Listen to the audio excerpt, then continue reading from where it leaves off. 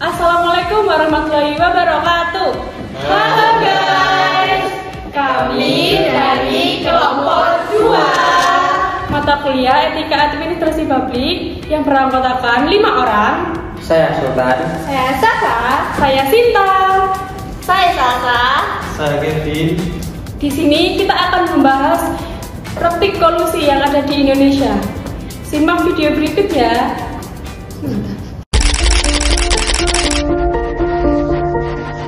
Kejaksaan Agung mulai menyelidiki aliran dana suap vonis bebas Ronald Tanur, termasuk asal uang yang digunakan untuk menyuap 3 hakim Pengadilan Negeri Surabaya. Komisi Pemberantasan Korupsi menetapkan Gubernur Kalimantan Selatan Sahbirin Nur sebagai tersangka kasus dugaan suap dan gratifikasi. Kasus ini terbongkar melalui operasi tangkap tangan yang dilakukan KPK. Hakim Agung Sudrajat Dimyati menyerahkan diri ke KPK untuk diperiksa sebagai tersangka suap penanganan perkara di Mahkamah Agung. Kejaksaan Agung meringkus seorang terduga maklar kasus suap terhadap 3 hakim Pengadilan Negeri Surabaya yang memvonis bebas Ronald Tanur. Terduga maklar kasus Zarof Richard adalah mantan pejabat di Mahkamah Agung ditangkap di kawasan Jimbaran, Bali. Menurut Undang-Undang Nomor 20 Tahun 1999, kolusi merupakan kemufakatan atau kerjasama yang dilakukan untuk melawan hukum antara pemerintah negara dengan pihak lain yang merugikan orang lain, masyarakat, dan negara. Kolusi biasanya terjadi antara kerjasama rahasia untuk tindakan tercela dan dilakukan persekongkolan oleh 2 orang bahkan lebih. Di Indonesia sendiri, masalah kolusi sering dikaitkan dengan istilah KKN, korupsi, kolusi, dan nepotisme. Sebagai bentuk penyalahgunaan kekuasaan untuk kepentingan pribadi maupun kelompok tertentu. Terjadinya kolusi disebabkan karena banyaknya masyarakat yang masih menggunakan budaya suap menyuap di lingkungan masyarakat bahkan negara. Tujuan kolusi sendiri ialah untuk mendapatkan keuntungan pribadi yang dilakukan dengan cara yang tidak etis. Setelah aku baca artikel Databox di Indonesia pada bulan Januari hingga Oktober tahun 2023, itu jumlah tindak pidana korupsinya sekitar 85 kasus yang ditangani oleh Komisi Pemberantasan Korupsi atau KPK. Tindakan pidana tersebut didominasi dengan kasus suap atau gratifikasi yang totalnya 44 kasus atau setara 51,76%. Kasus tersebut banyak terjadi di instansi atau lembaga pemerintah Indonesia. Dari banyaknya jumlah kasus suap yang ditunjukkan oleh Databox, tindakan ini mengakibatkan timbulnya tingkat kepercayaan masyarakat menurun karena banyak penyelenggara negara yang melakukan tindakan kolusi. Kolusi seringkali membawa dampak negatif yang signifikan bagi persaingan usaha maupun kepentingan publik yang ada. Oleh karena itu, tindakan kolusi umumnya dilarang dan diatur dalam berbagai bidang undang-undang untuk melindungi kepentingan umum dan memastikan transparansi serta integritas dalam segala aspek di kehidupan masyarakat. Pemerintah sendiri melakukan berbagai cara dalam upaya pencegahan dan pemberantasan praktik kolusi. Salah satunya yaitu dengan menciptakan Undang-Undang Nomor 5 Tahun 1999 dengan larangan praktik monopoli dan persaingan usaha tidak sehat, serta membentuk Komisi Pengawasan Persaingan Usaha atau yang biasa disebut KPPU. Lembaga tersebut bertugas untuk mengawasi pelaksanaan undang-undang tersebut. Kita lagi membahas tentang tindakan kolusi nih. Jadi kita ada kasus tentang kolusi yang sedang terjadi baru-baru ini. Tindakan ini terjadi di instansi pemerintahan yaitu Pengadilan Negeri Surabaya. Dalam kasus ini terdapat beberapa pihak yang terlibat yaitu ibu tersangka, 3 hakim, pengacara, dan ex-pejabat Mahkamah Agung. Langsung saja kita masuk ke kasus yang dimana kasus suap yang melibatkan seorang ibu yang berusaha menyelamatkan anaknya dari penjara. Kasus ini membuat kita gak habis pikir dan geleng-geleng kepala karena jumlahnya sangat besar, sampai 3,5 miliar. Jadi gini ceritanya, ada seorang anak mantan anggota DPR Republik Indonesia bernama Ronald Tanur yang lagi terjerat kasus pembunuhan kekasihnya itu.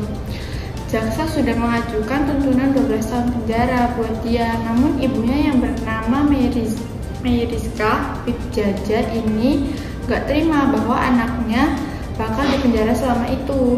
Sang ibu kemudian bertemu seorang pengacara yang bernama Lisa Rahmat yang diduga memiliki koneksi dengan mantan pejabat Mahkamah Agung yaitu Zarof Rikar. Setelah itu, Lisa meminta Zarof Rikar untuk mengenalkan pejabat Pengadilan Negeri Surabaya. Tujuan tersebut untuk mengatur Majelis Hakim Surabaya yang mengadili Ronald Tanur agar dapat vonis bebas. Yang bikin kita tambah kaget adalah transaksi suapnya itu diatur sedemikian rupa atau rapi. Pertama tuh Meriska bayar dulu 500 juta sebagai uang muka. Sisanya ini yang 3 miliar dijanjikan bakal dibayar kalau anaknya sudah divonis bebas. Bayangin aja deh, kayak lagi beli barang aja, padahal ini sudah urusan hukum loh.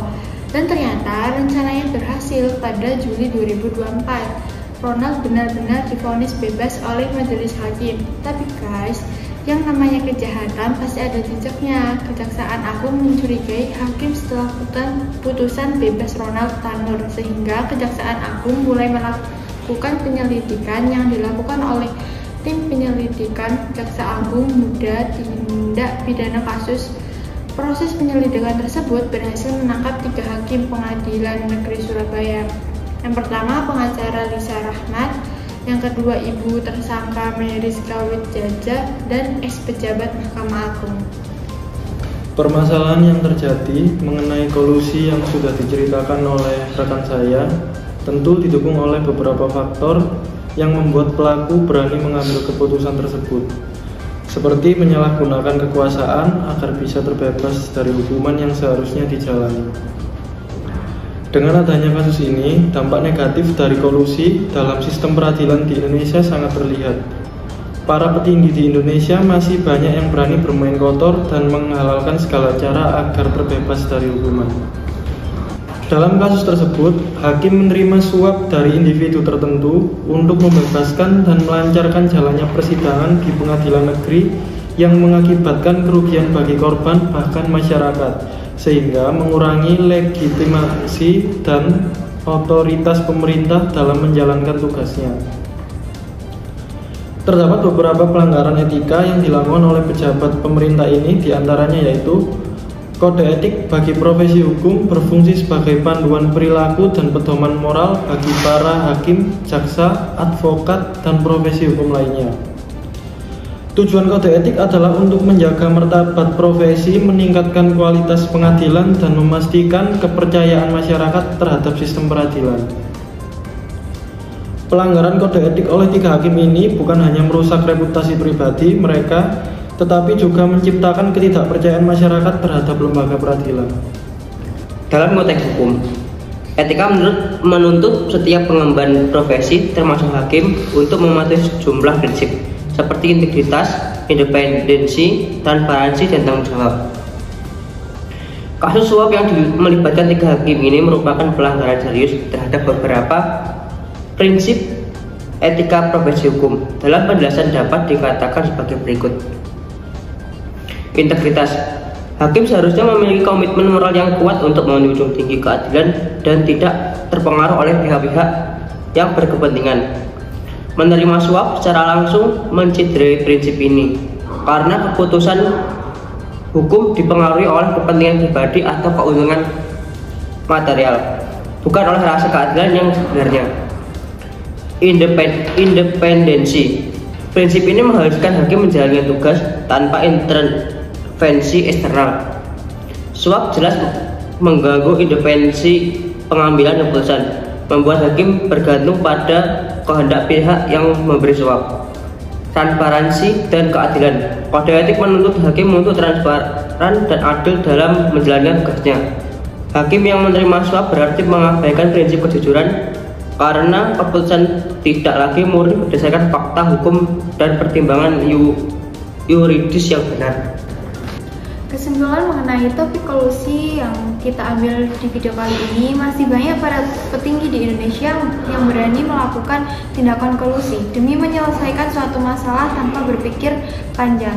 Hal ini seperti sudah dianggap hal yang biasa dan wajar oleh para pelaku kolusi. Padahal nyatanya tidak. Kolusi sangat merugikan semua pihak seperti keadilan hukum, kepercayaan, masyarakat terhadap lembaga hukum dan sistem peradilan dan menimbulkan ketidakadilan sosial. Masyarakat biasa akan merasakan dampak kesenjangan karena mereka yang dianggap tidak memiliki power atau kekuasaan yang tidak bisa melakukan hal serupa. Untuk mengatasi permasalahan ini, tentu ada beberapa hal yang harus dilakukan, seperti yang pertama, pemerintah Indonesia harus merevisi regulasi agar bisa menutup praktik kolusi dan menguatkan sanksi yang tegas bagi yang melakukan kolusi. Kedua, transparansi terhadap publik agar bisa diakses oleh masyarakat, sehingga mengurangi terjadinya kolusi. Yang ketiga, meningkatkan kualitas pelayanan publik dengan memberikan layanan yang adil dan merata. Yang keempat, mengintegrasikan nilai-nilai etika dan moral dalam pendidikan dan pelatihan bagi pejabat publik untuk membangun integritas dan kepercayaan masyarakat terhadap lembaga hukum. Sekian dari kelompok 2. Terima kasih telah menonton video kami. Maaf apabila ada salah kata. Wassalamualaikum warahmatullahi wabarakatuh. See you next video.